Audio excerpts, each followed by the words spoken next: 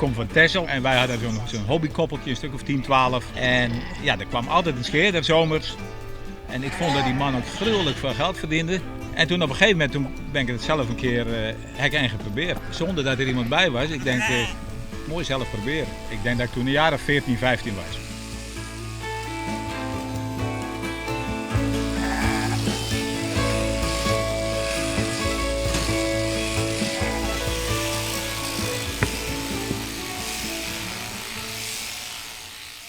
Ik werd op een gegeven moment in Engeland om examens aan te nemen voor de beroepsopleiding rundvee-pedicure. En daar praat ik met een examenkandidaat met die week skipskeerder erbij. En zo praten wij, ik zei, nou ik skeer ik wel eens. Toen zei hij, do you want a job? Dus, nou ik zei, dat mag maar net. Ik zei, want ik ken toch lang net CM hoor. Maar toen had er wel mee uitnodigd om eens daar eens even heen. Dus toen ben we daar de simmers heen gegaan. Hadden we zijn ploegje wat mij west en later toen hebben we naar aanleiding daarvan ben we tegelijk naar Engeland west om een cursus te volgen bij de British Wool Marketing Board.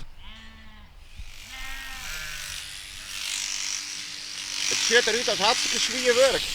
Ja, toch valt het mee. Hè? Kijk, dit beest dat ligt nou heel rustig. Ik sluit hem helemaal op en hij gaat eigenlijk geen kant op. Als ik hem, kijk, zodra hij begint te spartelen, ja, dan moet je hem tegenhouden. En waarom hing je hier in deze constructie? Dat is ter ontlasting van de regen.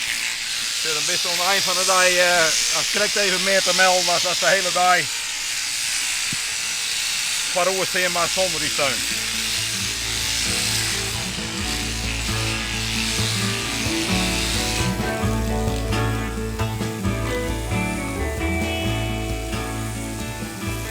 Hij heeft meegedaan aan het WK scheren.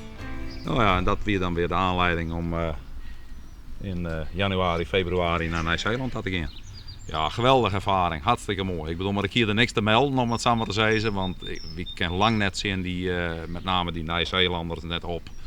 En daar schaam ik me er helemaal net voor, maar het weer een super ervaring en we hadden toch weer een soort leerd. Waarom heb je hem voor die nieuwere squam nodig?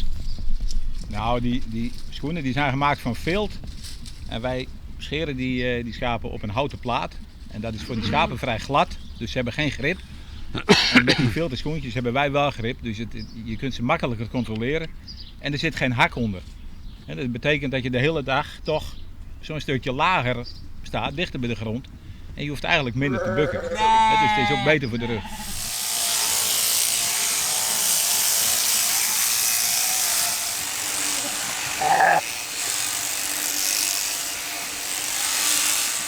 Ik heb wel eens maar niks ten korte naar in gedachten. Dat we hadden een racereader west, nou dat weer dan net helemaal bij de top, maar die hier voor zichzelf, hij zei, had ik voor mezelf maar de perfecte racereader ken, van mezelf. En dat gevoel had ik wel eens een keer.